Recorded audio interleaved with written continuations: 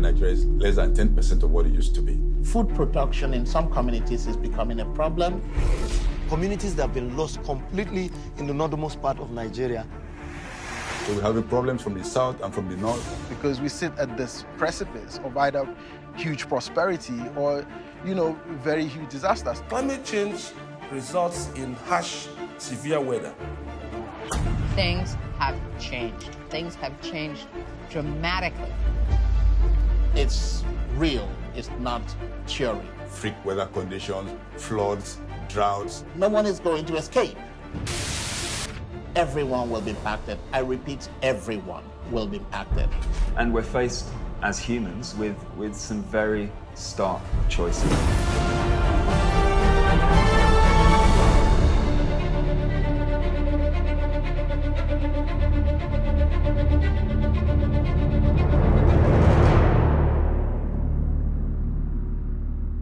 We have destabilized nature, and our climate is changing.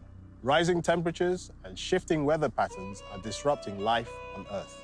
Here in Nigeria, these climatic changes are made worse by destruction of our environment and pollution of our atmosphere. And to make matters more challenging, our rapidly rising population is putting a serious strain on our natural resources. Our actions are having unforeseen consequences on the very environment that sustains us.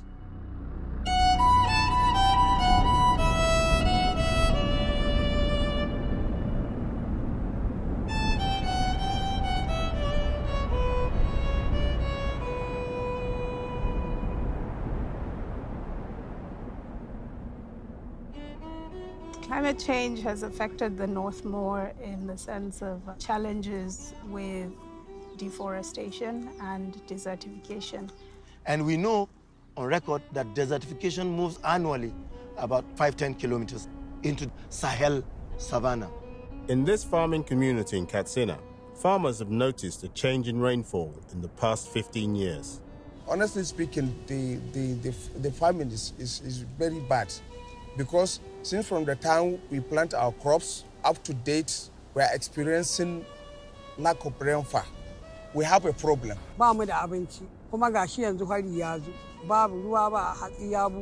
The effect of climate change on desertification is only assisting it, because when it is dry, it's easier for sand and the vegetation to dry up completely and expose the land.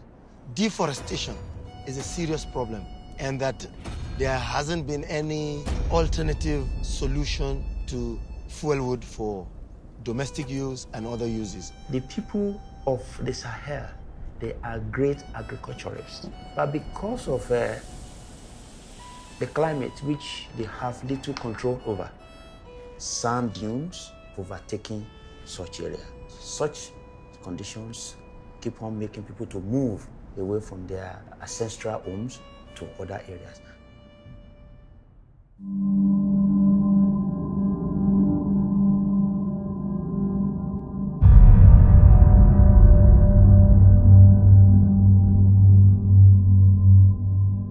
In northern Nigeria, pastoralists and farmers have coexisted for hundreds of years. There was a lot of nutrients recycling, use of crop residue to feed livestock, and livestock to fertilize agricultural fields. The traditional migration of Nigeria's pastoral cattle herders is under threat. This is forcing their migration earlier and also further south. Most of the grazing land and the cattle route is being affected.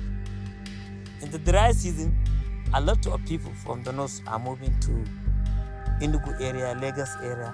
In recent years, rapid population expansions all over the country has driven a lot of competition over access to resources, and that has created a huge challenge.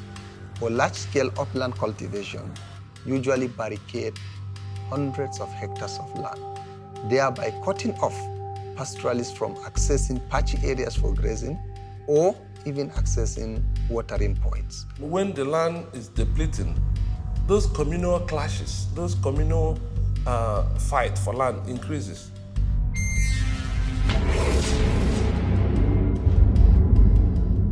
The major attack was in 2011 when the Fulanis invaded the Sengev community and killed about 57 people in Tekba, one single village. We lost about 85 people. There was a day we caught one of their cows and asked them to come and pay for the damages they caused in the farm and collect their cows, only to see them coming with guns to attack us.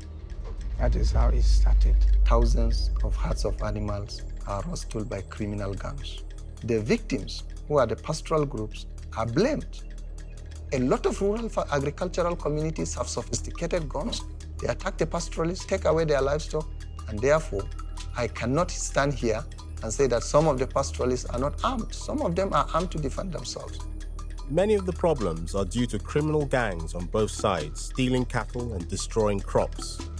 Cattle herders were paying for access to grazing, but the money never reached the owners of the land. Attacks and counterattacks have led to a cycle of violence that has its roots in the interplay between climate change and the growing population. It is becoming increasingly very difficult for this kind of traditional pastoral method of agriculture system to coexist with the increasing commercial nature of agricultural production that is coming now.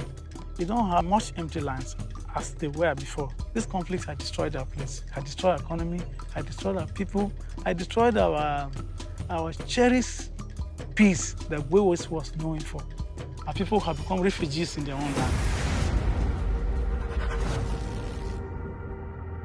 In the Office of National Security Advisor, they are working on a plan to address these things that will include having permanent grazing reserves or having dedicated routes that are safe for these nomadic families to pass through. I think this is a problem that has become a national security concern in recent times, changes in climate and also urbanization, growth in population. So you have a lot of nomadic families who really had swathes of land to move up and down from here all the way across the Sahel, find that they no longer can do that because most of the land is now owned by people.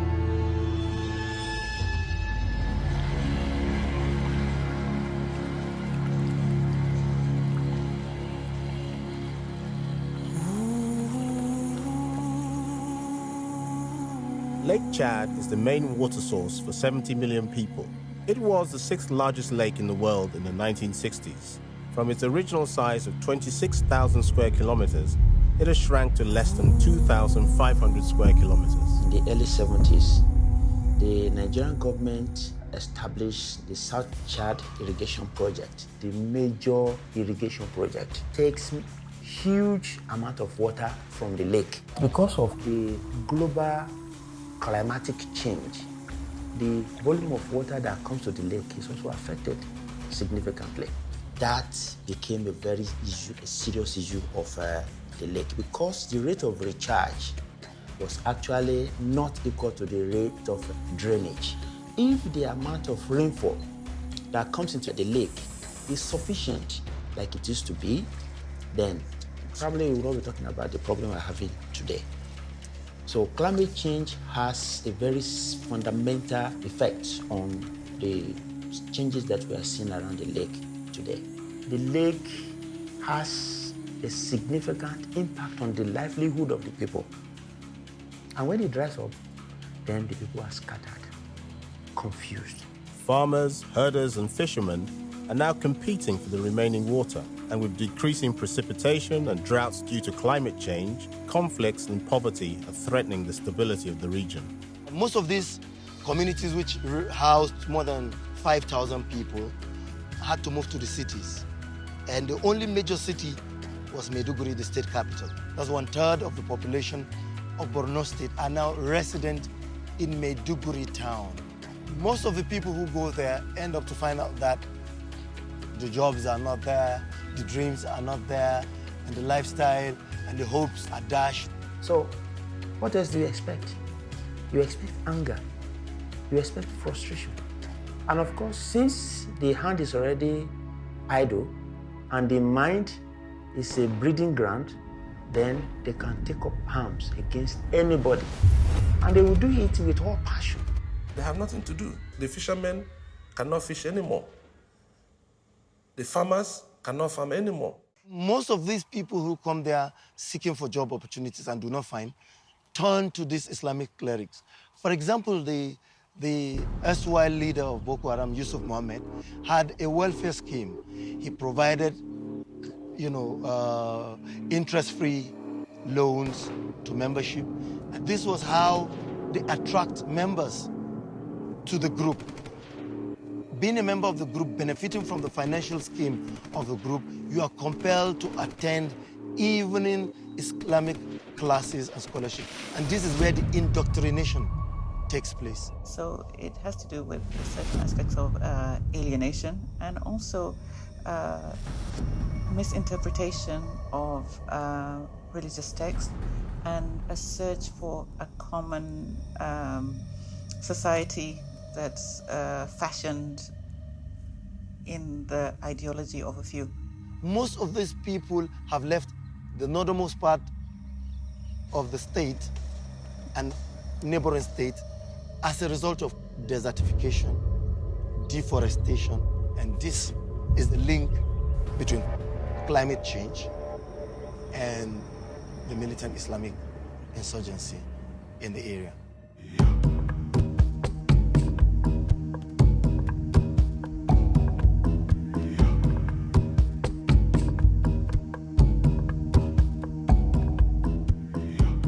Gas has been flared in this nation for as long as oil production has started. The gas flaring in Nigeria is the largest single contributor to CO2 in Africa compared to everything else combined. About 45 million tons of carbon dioxide is released into the atmosphere per day during crude oil production. The gas that's flared is equivalent to the annual amount of gas that's consumed by Brazil. The amount of gas being burnt is enough to generate power for all of sub-Saharan Africa. And yet we're wasting over $2 billion worth of natural gas every year just going up in smoke. This is really contributing to global warming. And Nigeria can't afford to add up to the problem that we don't have a solution to right now. Imagine living next to a huge fire every day of your life, giant cigarette, as it were, attached to your entire community that you can never avoid. So gas flaring causes diseases like cancers, leukemia, causes acid rain because of the sulfur and nitrogen oxides in it. All this affects crops, causes skin diseases, all kinds of breathing difficulties. So gas flaring is actually criminal. The pollutants released into the atmosphere by gas flaring are not the only harmful side effects of oil extraction. The damage from oil spills on communities and the environment is invasive and sometimes catastrophic. Yeah, if you look at the level of oil spills going on in the Niger Delta, it's one of the largest levels in the world. Every single moment, there's an ongoing oil spill in the Niger Delta. Ikarama in Bayelsa State was once a vibrant farming and fishing community. This is what happens when things go wrong. Ikarama community has the highest frequency of oil spills in Bayelsa and the Niger Delta as a whole. This ground is contaminated with the crude oil all over. Maybe you dig, let me say, 2 feet down, 3 feet, you will see crude oil. Then apart from the oil spills, you're having toxic waste from chemicals used in drilling processes. You're having wastewater that comes from the process of oil drilling. A place that used to be the food basket of Nigeria, the environment was degraded. Their source of livelihood was destroyed. Our farms are no longer working well. The crudes kill all our fishes all around us. Food become a problem now. So you're having food system polluted, water polluted, the land polluted. The children, they always sick. But what is causing these spills? Sabotage has very high percentage. Maybe about 80 or 90% of the spills in such areas are attributed to sabotage. But if you go to some other areas, over 90% are due to equipment failure or operational failure. So what is happening in the Niger Delta is people are spilling oil and nobody is taking responsibility. I don't blame the oil companies alone. I also blame the people that are breaking the pipelines. But it's more complicated than individuals simply breaking pipelines. The contractors of the oil companies who have the mandate to clean up after spills occur. Just in case they don't have enough contracts, they do influence a couple of community youths to go and, tamper with something here and there so that they can get the contracts to go and clean up after. They just give the boys about 200, 300,000 naira, and then they smile to the banks. Post sort of 2009, we've really seen an increase in third-party causes of spills. But that doesn't mean that the oil companies should be let off the hook for several hundred oil spills a year, which wouldn't be acceptable anywhere else in the world. In the meantime, oil spill follows oil spill. Damage is extensive with virtually no rehabilitation. The story of Bodo is a sad story. Two spills caused by mechanical failure. Since oil come here, if you catch fish and you wash it and you tear him better, you go see oil inside. When you just chop and you go hear the odor of kerosene. As you just breathe like this, the odor of kerosene will come back from your mouth. When the spills occur, tide can carry these oil spills into the mangroves. As you can see, oil used to be a mangrove. What has been revealed from the United Nations Environment Program assessment of Ogoni environment, in fact, at the end they said it will require 25 years to clean the waters in Ogoni land. More than 3 years after that report has been released, one expected action to be taken to commence cleaning of Ogoni land. But all we're seeing are signposts in communities saying your land is contaminated, keep off. People are just in the middle of villages, people are living right there, and you're telling them the land is contaminated, you keep off. Where are they going to go to? Why militancy succeeded in the Niger Delta was the huge neglect. People are still drinking from the river the way they did when I was still a child. No boreholes, no good roads. So where are the money going to? And so when the boys rose up carrying arms, it's like applauding them. The community was applauding them. Yes, a Daniel has come to judgment. Another Izigboro has come. You know that when somebody is pushing you to the wall, when they cannot bear it any longer, you bounce out. And that's the kind of, any moment now, that is the mood we are in, we will be. As we are giving you good thing, you give us something, we'll take again. It's give and take life. We are in, that's the life we are into. Our conscience reacts favorably, positively to equal rights and justice. The effects of an oil spill are easy to see, but its influence on climate change may not be obvious. But when you consider the fact that every tree lost, every plant killed decreases carbon absorption, then the link becomes clear.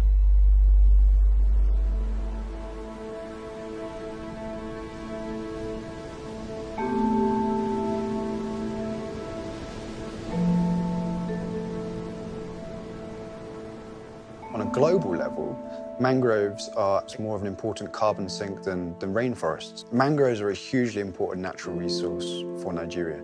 It's one of the amazing sea defenses that the country has, and it's being destroyed through oil pollution. These are dead mangroves. This mangrove plant is very, very important to the coastal environment. These are the plants that God has given us, natural barriers to serve as a buttress to sea encroachment. People who are living in the fishing settlements are cutting this species of plants.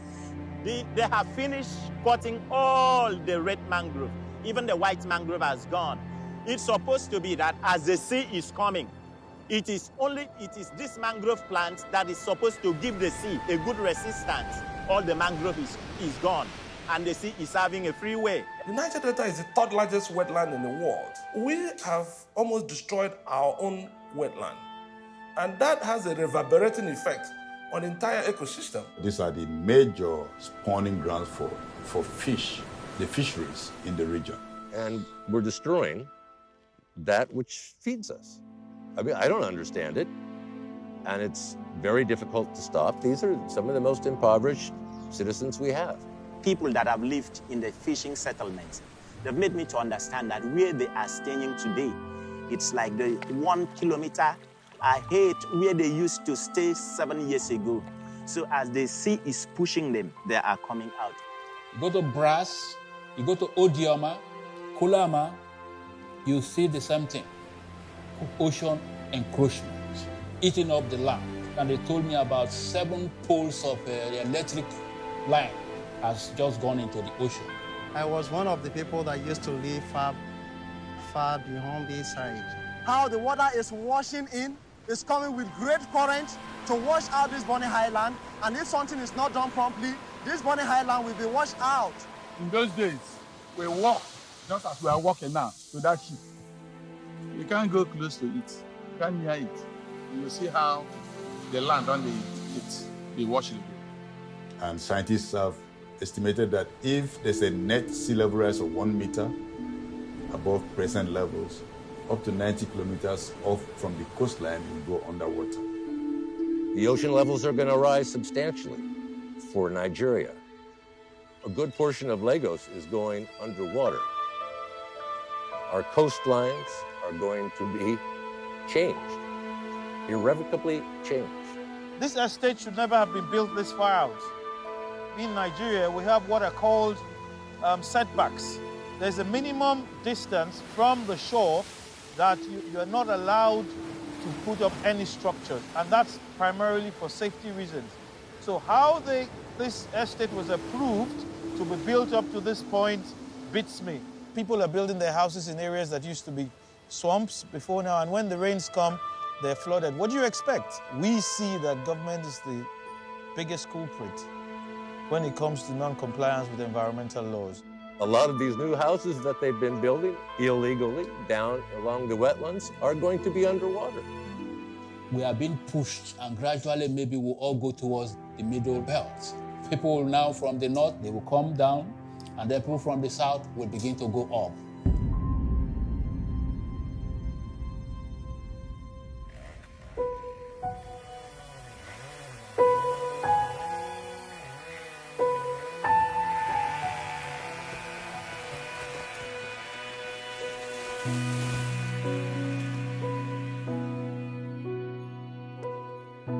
Nigeria is blessed with some of the most ecologically vibrant rainforests in the world.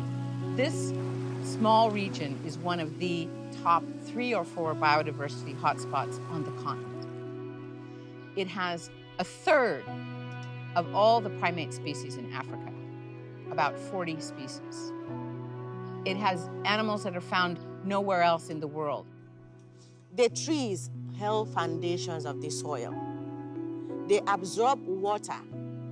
They are like canopies to this earth, and our country and our state is being protected by that. Not to talk of the food, our agriculture. The pollination comes from insects that have habitats in the forest. So if the forest goes, those habitats are lost, and the pollinators will leave, and our agriculture will be affected. Forest is the greatest reverser of deleterious climate change. It absorbs carbon dioxide and turns it back into oxygen, and that's what we need as a planet. It is estimated that one tree could sequester about 22 kilograms of carbon in a year. And without these trees, the carbon dioxide is left out in the environment. This causes the higher temperatures that we're experiencing. Between 2000 and 2007, there was almost 250,000 hectares lost in Cross River State, and about that same amount in the period from 2007 to 2014. If you've taken almost 500,000 in the last 15 years, and you only have a little more than 500,000 left of tropical high forest, then you can do the math. Unfortunately, Nigeria has a depressing record on deforestation. Commercial logging is lucrative, and when money talks, sustainability is not high on the list of priorities. Beyond that, illegal logging is thriving, so laws and law enforcement often come a distant second. You've lost 96, 97% of your forests. Well, the country is developing, you've got additional population, everybody wants to build a house, build a hotel, build something, yeah, and it takes wood. In the last year or so, we've seized about 400 chainsaws. We're talking about a loss in excess of 10, 15 billion naira. So there are cartels operating here. They're able to compromise security services with that money. They do not want to give up that illegal revenue. And so they fight to protect it. Well, normally people think about security issues. They're thinking about police and criminal behavior, or Boko Haram, or pirates in the creeks and illegal bunkering. But when you're losing an environment, you have an environmental security. And our environment, our watersheds, our rivers and streams, our ocean, all these things support human life here. And so it becomes a national security issue that if we don't protect our environment, what's going to replace it? When you lose forest, it doesn't come back. People talk about, oh, cut a tree, replant two. It doesn't work. The soils here are only a few centimeters thick. When you cut down the trees and you get a rainy season or two, the soil is gone.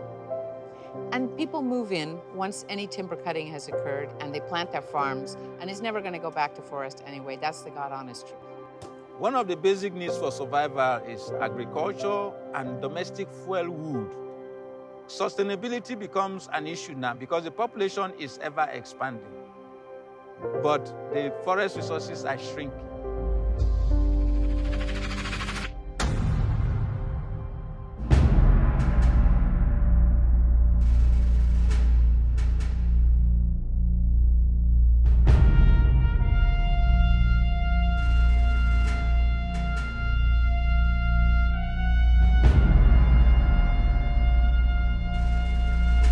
Creeping erosion is now evident in all parts of Nigeria.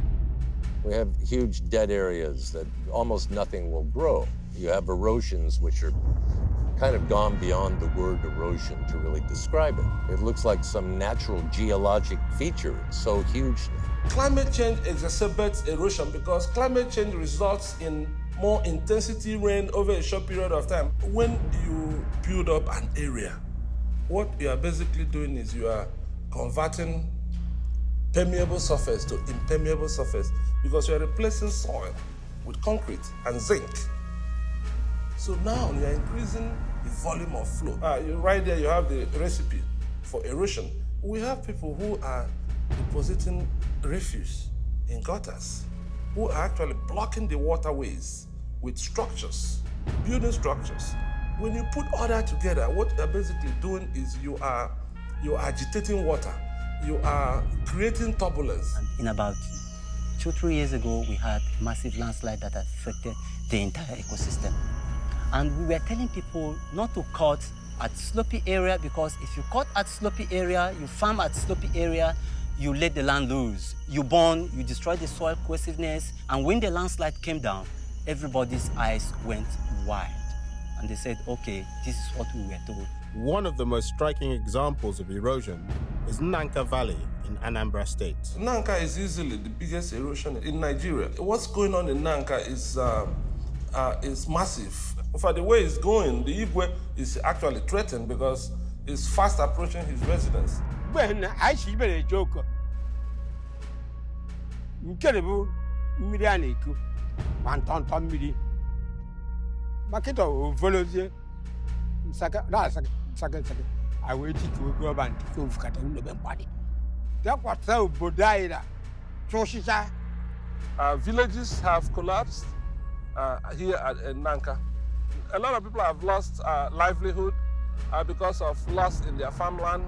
But it gets bad when somebody loses his homestead. There was this blind man living in a house, half of which has fallen into the erosion.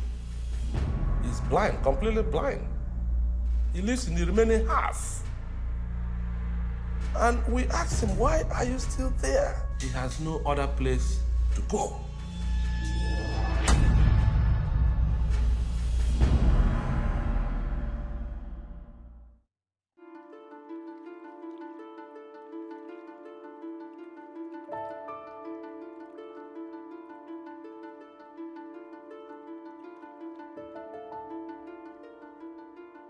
Rural people are most affected by environmental instability. Flooding has permanently disrupted this community. It started normal, like the normal flood season. That's around May. The water was coming down from Cameroon to the River Niger, and the rain was so much, raining almost every day, and the rain was heavy. The floods came without warning, and people were running helter-skelter from we were seeking for where to take refuge. People were living on the main road, cooking on the main road, putting their farms, sleeping there. Many people died. The farmers lost their farms, most their crops like yam, cassava, garden egg, okra, and all those were lost. This is the level of the flood. This is the level. Heavy flooding like this can cause permanent disruption. It was impossible for the community to relocate. communities have no other land to go. Where will they now go? Are they going to the upland for another person's community? That's the problem. There's no way to run to. So we've seen the consequences of our actions. We really can't continue to squander our natural inheritance like this. Is there anything we can do to make a difference? Or is it too late?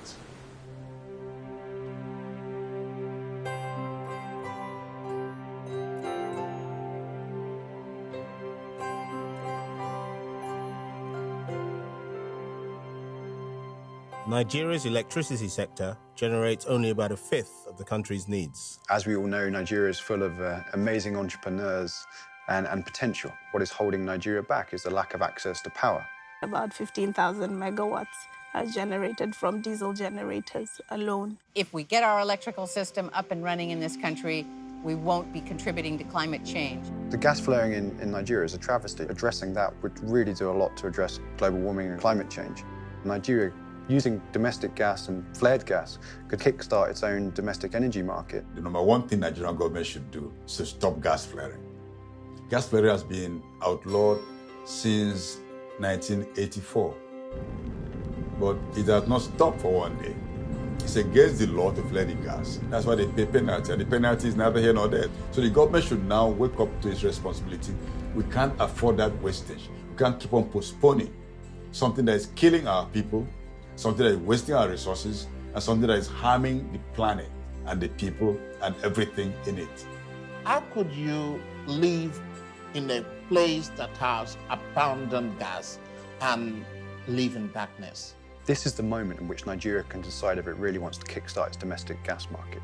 If you have one flare that's maybe the equivalent of 35 megawatts of power, why not convert half of that, say, into local power opportunities through a containerized, plug-and-play gas-to-power solution? Some people may say, oh, that sounds quite technically challenging, but actually it's not. It's a basic diesel engine, but with a bit of tweaking, you can run gas through it. If the policy environment is right, you can get these things up and running within 6 months. It's going to employ tens of thousands of people and give energy security for Nigeria. Imagine if giving that economic boost to the country can also reduce the environmental devastation that's happening around gas flaring. Solar and wind electricity can answer the basic power needs of remote and difficult-to-reach communities and contribute to Nigeria's grid. Nigeria is one of the few countries in the world that has in abundance almost every source of renewable energy. This is 10 megawatts Katsina wind farm. And the essence of this project is to generate electricity using our natural resources. We have a wind velocity of about 8 meters per second, which is by global standards one of the highest in the world. So by the time we have this 10 permanently on the grid, find out that half of the energy need of the state will be met. Wind power projects such as this require federal government resources, but solar power can be a small-scale alternative. The Human City project in Port Harcourt is doing just that. Because we have such terrible municipal provision of electricity, we have a really brutalized environment. Sometimes we may have a program, our gen will be outside making a lot of noise. Thank God we have a solution to it. Every part of Nigeria, we have enough solar radiation and penetration. The impact, not only on us, to the community, is really huge. Each time you go there, you see people come there to charge their phones when there is no light. I tell people that this is the free gift God has given to Africa, and for those of us in a place like Nigeria, we can depend entirely on solar. This solution is exactly what could be done to power up the rural population.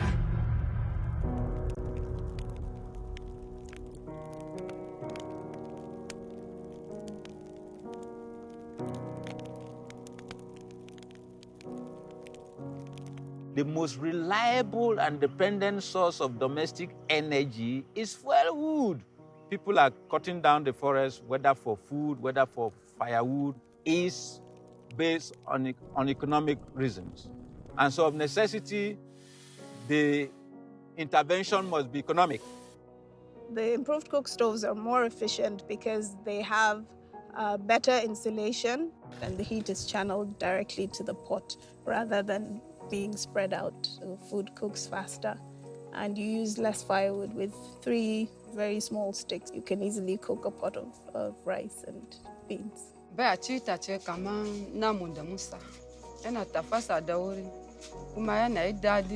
This simple solution is not restricted to home use.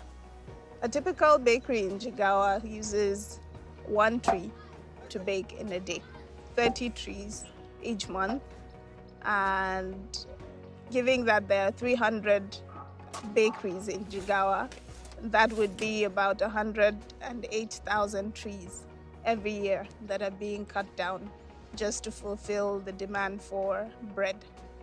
So the improved rocket ovens are an efficient technology that we're introducing to bakeries to help them reduce the amount of firewood that they require to bake bread. You could use 1/10 of the amount of wood that you used before. So for instance, the same tree that you used to bake bread for just 1 day, you could use it for 10 days. And that changes the dynamics, that changes the equation. And that's the power of technology. That's the power of changing the way you do things. Wanda wannan babu shan wuta sosai ba kamar yadda wannan zaka ji zafi. Biredi yana fitowa da kyau ba toka ba wani datti. This is one of those cases where little drops can make a mighty ocean. So if all of us think of little ways in which we can contribute and make a difference, just little adjustments to our lives, all of that could add up to make this huge difference, turn this situation around.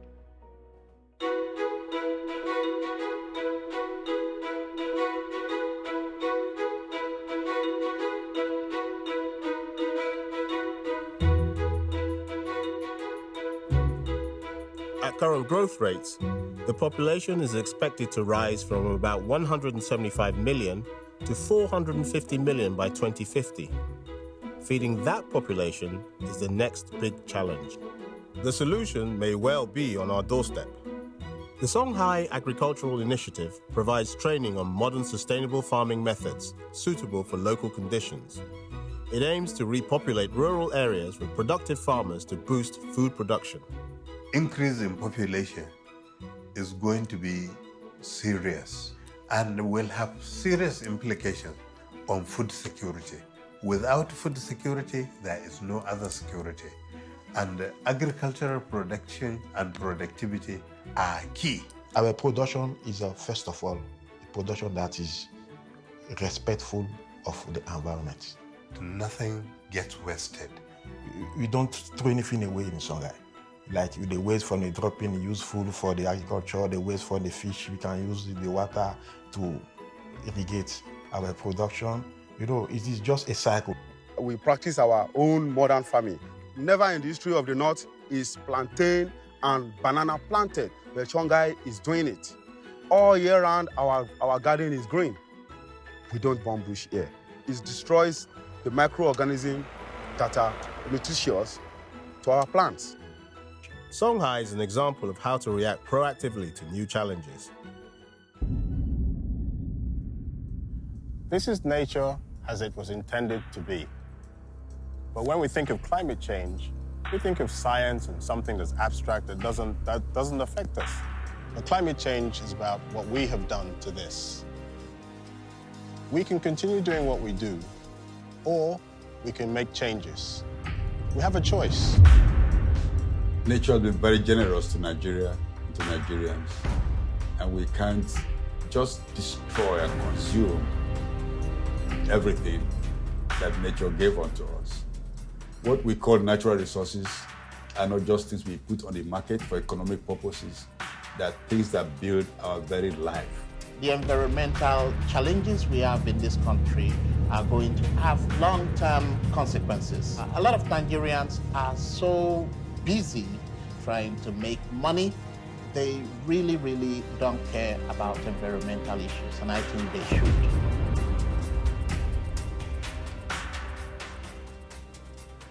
%70% of Nigeria's population are below the age of 35. That tells you that in the near future, you're going to have a huge, huge population. And the challenge with huge populations, growing populations, is how do you take care of everyone? We need to start seeing our environment as a resource that we need to conserve, we need to preserve, and we need to protect.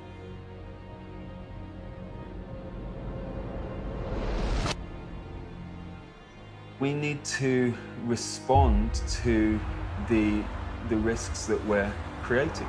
But if slowly, steadily, we start real conversations about real issues, about what really matters, about actual value, about what we're living for, about what we're spending energy for and on, then our values will start to be reflected in our politics, in our institutions, and in the spaces in which we live.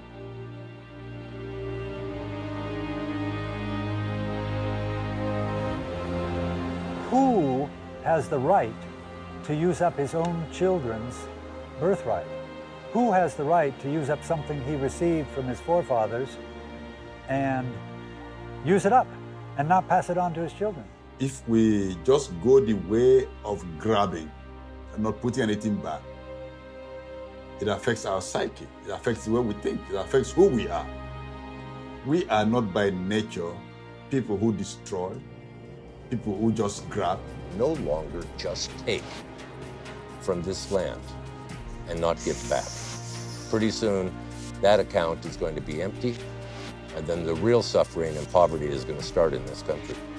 It's everybody's issue, it's everybody's problem, and it's going to take everybody to solve and protect what we have remaining in Nigeria. That change starts at home. Yeah, are you living in an environmentally friendly way in your own compound? Are you throwing trash over the wall? Are you pouring oil out on your driveway that goes into the water and the storm drains into the rivers? I mean, are we being responsible citizens here? And once the damage is done, you can't put it back. There's not enough money to do that. I like to say we're not apart from nature. We are part of nature. This is what helps to build a system that is truly resilient and can give us hope for the future. So we need all of us, all Nigerians, all Africans, all citizens of the world. We have a stake in what happens to the planet because we have only one Earth.